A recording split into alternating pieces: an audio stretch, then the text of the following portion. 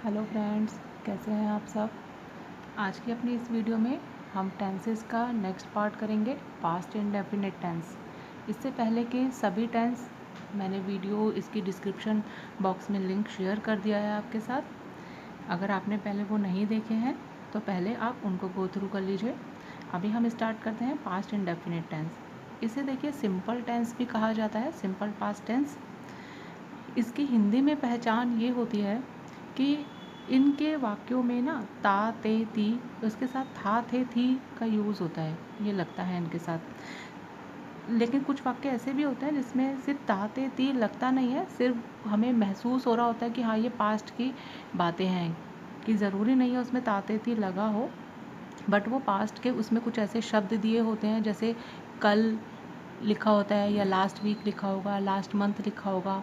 तो इस तरह के कुछ वर्ड्स उसमें लिखे होते हैं जिससे हमें पता चल जाता है कि पास्ट के बारे में बात हो रही है इसमें। तो हम पहले इसका सेंटेंस फॉर्मेशन देख लेते हैं, कैसे बनता है इसका सेंटेंस। इसमें सबसे पहले हम सब्जेक्ट का यूज़ करते हैं, सब्जेक्ट आता है इसमें पहले, और इसमें second form of the verb use होती है। उसके बाद हम ऑब्जेक्ट लगाते हैं। बस यही छोटा सा सेंटेंस फॉर्मेशन है इसका।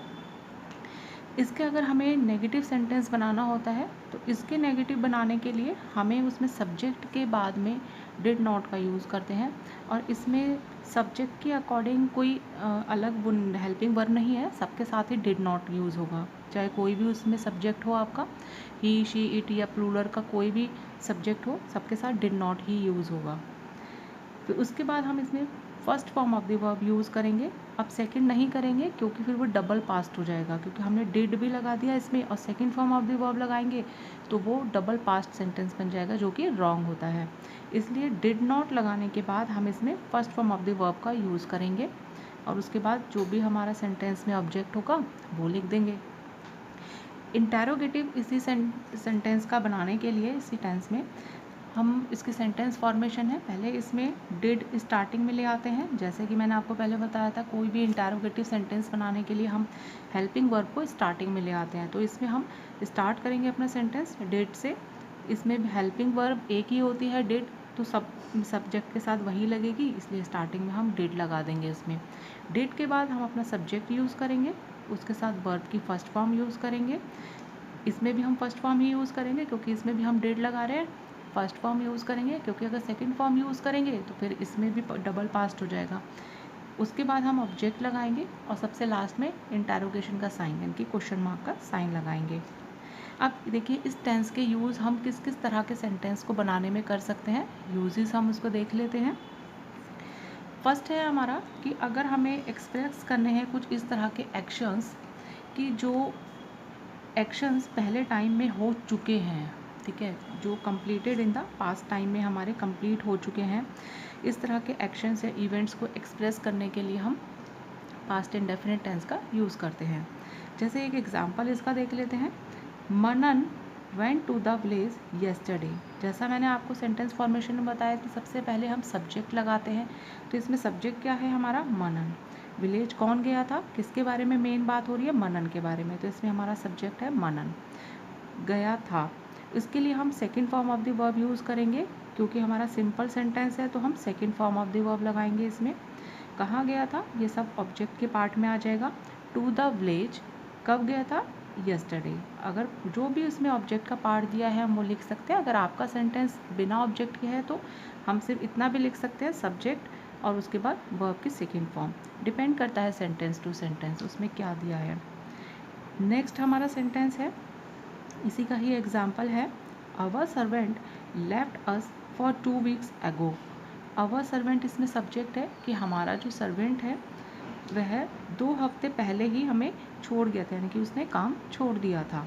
लेफ्ट अस 2 वीक्स अगो, यानी कि 2 हफ्ते पहले ही छोड़ दिया था। लीव की second form of the verb use करेंगे इसमें हम, लेफ्ट।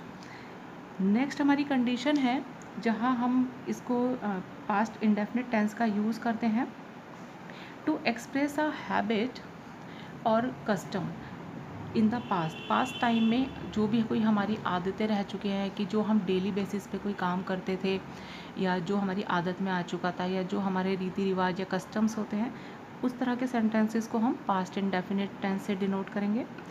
देखिए इसका एग्जांपल, जैसे एवरीडे, जो काम रोज़ होता है वही हैबिचुअल होता है, हैबिट होती है हमें उसको करने की। तो एवरीडे ही रेड द गीता, रोज वह गीता पढ़ता था। रेड, देखिए रीड, रेड, रेड, ये वर्ब की फॉर्म्स होती हैं जिसका मतलब होता है पढ़ना। इसकी स्पेलिंग तो तीनों फॉर्म्स में सेम होती है, READ, बट फर्स्ट फॉर्म को तो हम पढ़ते हैं रीड, बाकी की जो दो फॉर्म्स होती हैं उसको लिखते तो हम यही है स्पेलिंग READ, बट उसको जो हम बोलते हैं ना प्रोनाउंसिएशन उसका होता है रेड, रेड। थर्ड, सेकंड और थर्ड फॉर्म दोनों में रेड, रेड उसको हम पढ़ेंगे। तो यहाँ ये पास्ट टेंस है, पास्ट टेंस में हम क्योंकि second form of the verb लगा रहे हैं तो अभी हम इसको रेड पढ़ेंगे। अगर इसी सेंटेंस को हम डिड के साथ लिखते, नेगेटिव बनाते या इंटेरोगेटिव बनाते तब हम इसको रीड बोलते।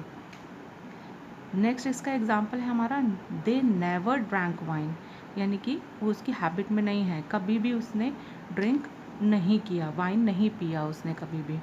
दे नेवर ड्रैंक वाइन, ड्रिंक की second form of the verb हो गई हमारी ड्रैंक। नेक्स्ट हमारी कंडीशन है, to express an action going on at time stated, जिस टाइम हम उसको स्टेट कर रहे हैं, बता रहे हैं, उस टाइम के एक्शंस को, कोई पास्ट की लेकिन बात होनी चाहिए उसमें, पास्ट में जो हो चुका है उसको अगर हम कोई बात को बता रहे हैं तो इस तरह के टेंसेस के लिए, सेंटेंसेस के लिए भी हम पास्ट इंडेफिनिट टेंस का यूज़ करते हैं। जैसे कि एग्जांपल के लिए देखेंगे, while he played on the tabla, जबकि वह तबला बजाता था, जब वह तबला बजाता था, मीना डांस्ड, मीना नाचती थी। ये भी देखिए पास्ट की बात है कि जब वह तबला बजाता था, मीना नाचती थी, मीना डांस्ड। तो इस तरह के सेंटेंसेस के लिए भी हम पास्ट इंडेफिनिट टेंस का यूज़ करते हैं। अब चलिए एक अपना प्रैक्टिस सेंटेंस ले लेते हैं।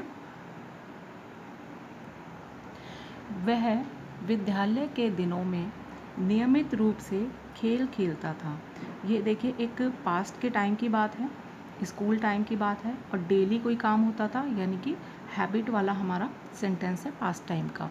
तो इसको हम पास्ट इंडेफिनिट टेंस में कन्वर्ट लिखेंगे, इसको फॉर्मेशन इसकी पास्ट इंडेफिनिट की फॉलो करेंगे। देखिए इसमें पहले हम सब्जेक्ट लिखेंगे, वह विद्यालय के दिनों में, तो इसमें हमारा सब्जेक्ट क्या आ गया, ही।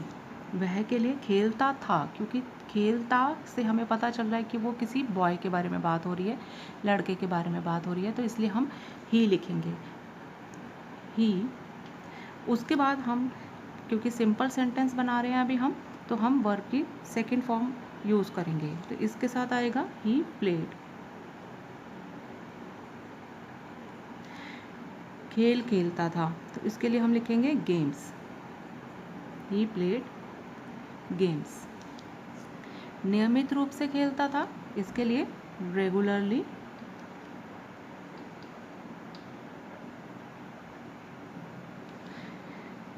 कब खेलता था, नियमित रूप से खेलता था विद्यालय के दिनों में, तो हम इसके लिए लिखेंगे during his school days, during his school days. Okay, ये इसकी सिंपल इंग्लिश बन गई है। अब इसी सेंटेंस को हम नेगेटिव में कन्वर्ट कर लेते हैं। इसका जो हम नेगेटिव बनाएंगे, तो मैंने आपको बताया सभी सब्जेक्ट के साथ हम डिड नॉट का यूज़ करेंगे, और ये जो अभी हमारी played second form of the verb हमने यूज़ करी है, इसकी जगह हम वर्ब की फर्स्ट फॉर्म यूज़ करेंगे। तो हमें बस सिर्फ इतना ही चेंज करना है, ही के साथ डिड नॉट लगाना है, ही डिड नॉट, और जो वर्ब की हमारी फॉर्म है उसको हम फर्स्ट फॉर्म लिखेंगे, ही डिड नॉट प्ले। बाकी पूरा सेंटेंस एज इट इज़ ही आएगा, उसमें कोई चेंज नहीं होगा, वो ऑब्जेक्ट का पार्ट है, उसमें no change. Play games regularly,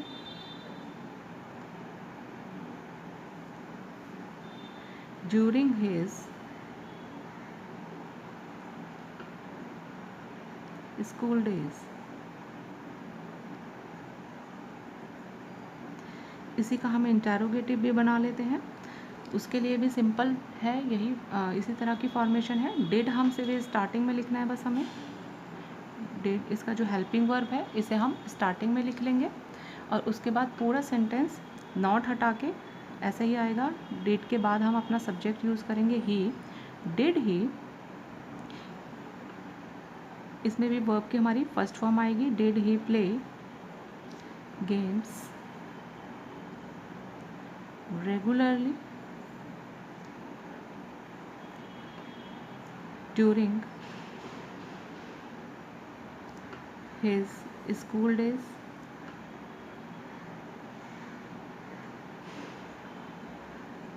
last में क्वेश्चन मार्क लगाएंगे क्योंकि इंटरोगेटिव सेंटेंस है हमारा। तो हमारा सेंटेंस बन गया है, क्या वह विद्यालय के दिनों में नियमित रूप से खेल खेलता था।